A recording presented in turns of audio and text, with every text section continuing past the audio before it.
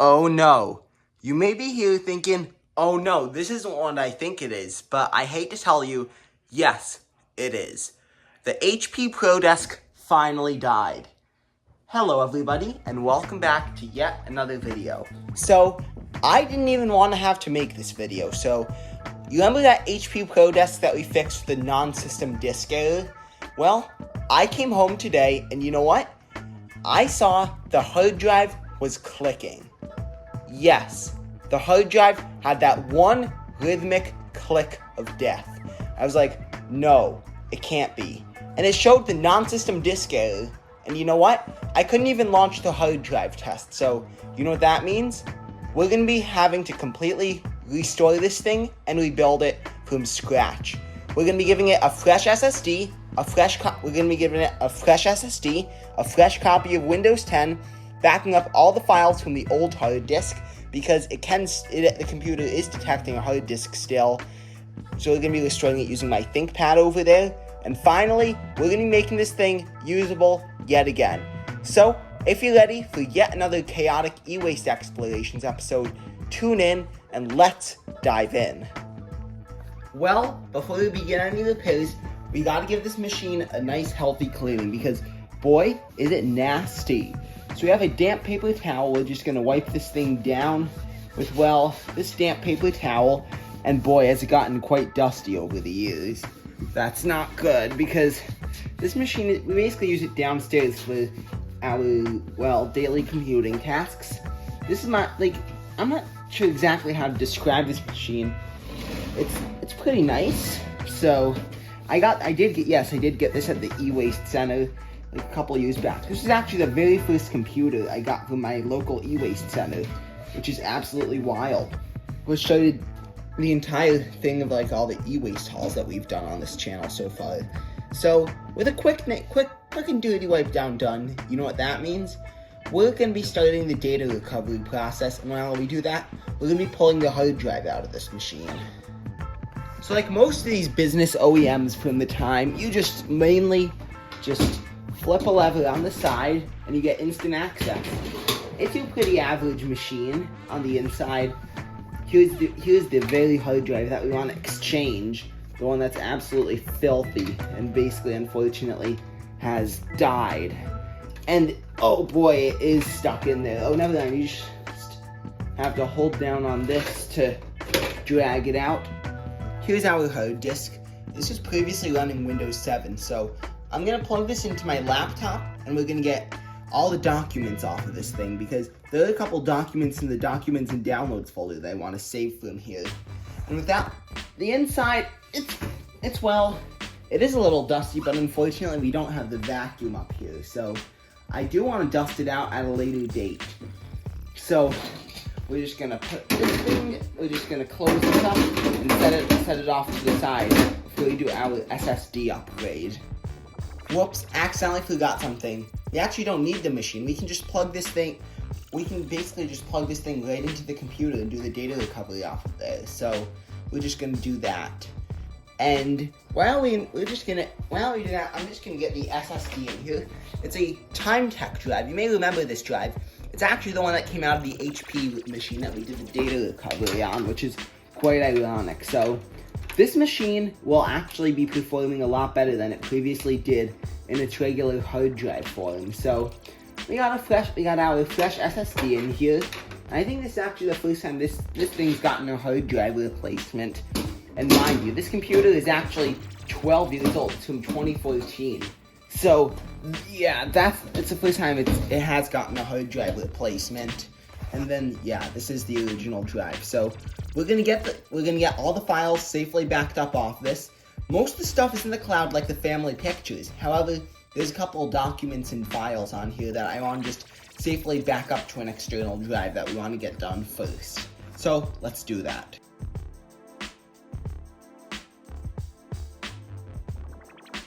Good news, we have all the files backed up, we're ready to go. So, you know what that means?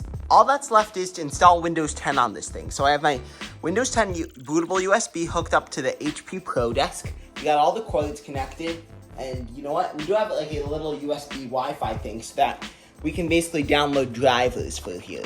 So you know what that means? We're just gonna fire it up. We got a power cable ready to go, and we're gonna install Windows. Good news, after this stupid thing beeped at me for the boot menu, because the speaker in this thing literally beeps so loudly. Like if you literally have the, what's it called? The thing, like I have like the system clock set back. So let's click on SanDisk. That's our bootable USB of Windows 10. And hopefully we see the Windows logo on screen. If we do, that'll be a success, and I'm sure we will. So we saw an HP logo. Oh, shut up, computer. Shut up. I literally just need to boot into the SanDisk USB. That's all. So press any key to boot from USB. Oh, never mind. I do have Windows 7 installed on this SSD because it came from that, you know, that machine, like the HP. Shut up. Okay, so you know what? I accidentally chose the wrong USB. Isn't that lovely? So I have my actual Windows 10 bootable USB plugged into this machine finally. So we're going to go into the boot menu, and hopefully it actually does see our Windows 10 bootable USB. So let's take a look at see if it even shows a Windows 10 boot logo. Oh, that's not good. The boot config, what does this even mean? It just means technobabble. Oh, now it makes sense. We finally got it booting. So it basically wanted us to get into the UEFI boot sources instead of I think it tried booting from Legacy instead of UEFI. Now we have the Windows 10 boot logo, thank God. So hopefully this thing works.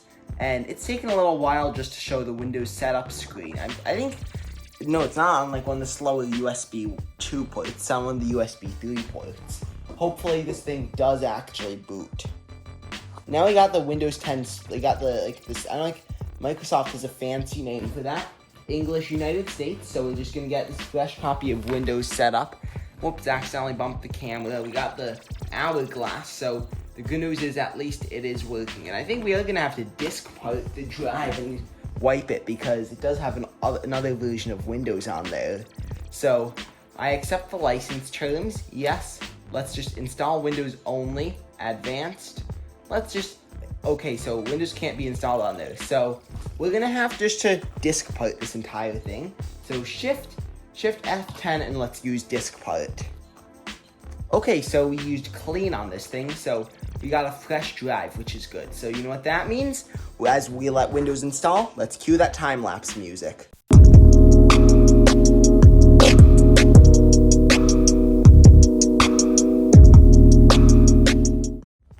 Okay, so the good news is, setup finally completed. We're just going to be doing everything, getting this whole thing configured. I'm sure many of us know exactly what this is.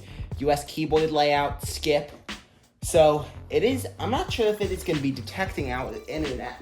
So unfortunately, it wasn't able to pull the drivers. So I think, well, you know what? We're just going to use good old movie magic and skip to when we have Windows setup done.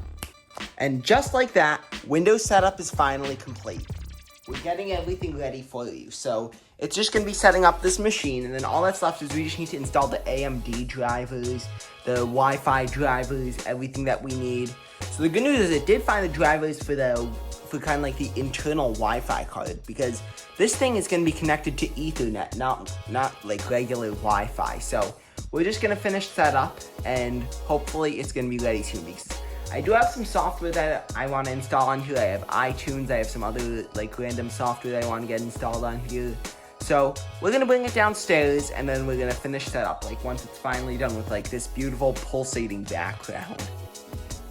Okay, so the good news is we have all the data transferred, and the computer is basically ready to go for daily use. So you know what? Well, Edge just popped up by itself. That's unfortunately one of the things we hate about Windows 10. So we're just going to be giving this thing kind of like a little test run, or run through the paces, see what this thing can do. So let's firstly let's see what we can do with Google Chrome. That's like we're going to be using as our main browser on here. And it's opening a lot faster than it did on the mechanical hard drive. So let's just try going to YouTube. Okay, so it actually loads pretty much faster. Also, this thing is not connected to Wi-Fi. It's just going through the Ethernet. So let's just try pulling up one of my videos. So let's go for I think the VCF Swamp Meat video. Okay, so we have the results pulled up, and I believe here it is. So let's take a look and see how it performs. So it is using the computer speaker's audio. It sounds pretty good. So let's now just try skipping like the regular video, and let's try skipping around. So this is at 720p. Let's try 1080p HD. And yep, this thing does 1080p flawlessly, which is so good. It's a pretty good computer. So let's now try going to vcfed.org. vcfed.org. Whoops. Here we go. So here's the VCF website. It loads up pretty well. Let's try going to the swap meet page. And yep, scrolls well. So Google Chrome checks out fine. Now let's just take a look at productivity. So we have iTunes on here. So this is good, like for say, listening to music. Unfortunately, the only music we have on here is just copyrighted music, sadly. So I can't play any of this. So I can play like 1 second of it. So if y'all want that, here you guys go. Yep, there's your proof that yes, iTunes does work on here. So we also have Office 2013 on here for document editing, which is good.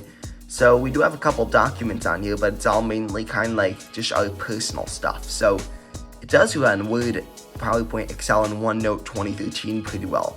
I think we have some OneNote notebooks on here. Let's just try taking a look to see if, I'm not sure if we can open this in OneNote 2013 or not, because this is an older version of, shall we say, OneNote. So that's pretty good. So we also do have VLC player on here, so we can, well, watch some videos. And I do have some of my old videos on here for my other channel. So let's test with VLC.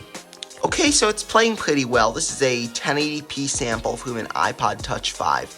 Not the best, not the worst. It's okay camera footage. So there we go. So it can play media pretty well. It loads YouTube, it loads Microsoft Word, iTunes. This is a good machine for media consumption. Now, how about media creation? I think we have Clipchamp on here. I'm not entirely sure. Yes, we do have Clipchamp on here, and we have not downloaded it just yet. So at least we have that for video editing, and I have tested this on a similar machine, and yes, it does run pretty well. So I'd say 100% an SSD will make a difference to an old computer. And also, this thing does have 8 gigs of RAM, upgrade from the stock 4 gigs, so that will also make a pretty good difference, especially considering that. Well, thank you so much for joining me on this wild ride through upgrading this computer. Please like, watch, and subscribe. I will see you guys in the next one. Bye, y'all.